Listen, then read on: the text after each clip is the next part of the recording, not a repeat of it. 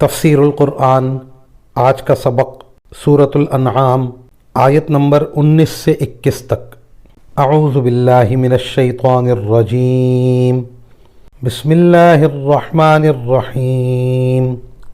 قل ای شیء اکبر شہادہ قل اللہ شہید بینی وبینکم وَأُوحِيَ إِلَيَّ هَذَا الْقُرْآنُ لَأُنذِرَكُم بِهِ وَمَن بَلَغَ أَإِنَّكُمْ لَتَشْهَدُونَ أَنَّ مَعَ اللَّهِ آلِهَةً أُخْرَى قُل لَّا أَشْهَدُ قُلْ إِنَّمَا هُوَ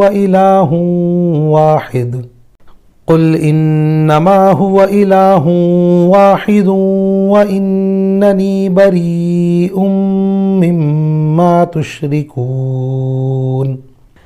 الذين آتيناهم الكتاب يعرفونه كما يعرفون أبناءهم الذين خسروا أنفسهم فهم لا يؤمنون۔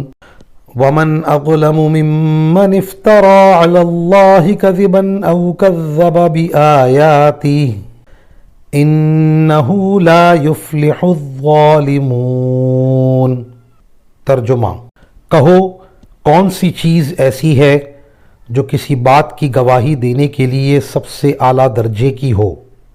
کہو اللہ اور وہی میرے اور تمہارے درمیان گواہ ہے، اور مجھ پر یہ قرآن وحی کے طور پر اس لیے نازل کیا گیا ہے تاکہ اس کے ذریعے میں تمہیں بھی ڈراؤں اور ان سب کو بھی جنہیں یہ قرآن پہنچے۔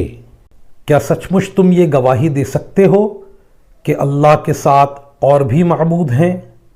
کہہ دو میں تو ایسی گواہی نہیں دوں گا۔ کہہ دو کہ وہ تو صرف ایک خدا ہے، اور جن جن چیزوں کو تم اس کی خدائی میں شریک ٹھہراتے ہو میں ان سب سے بیزار ہوں۔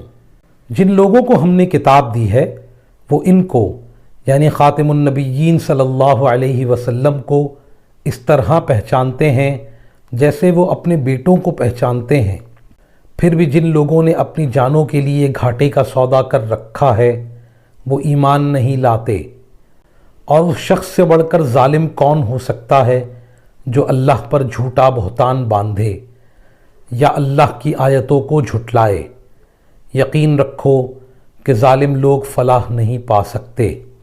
وآخر دعوانا ان الحمد للہ رب العالمین۔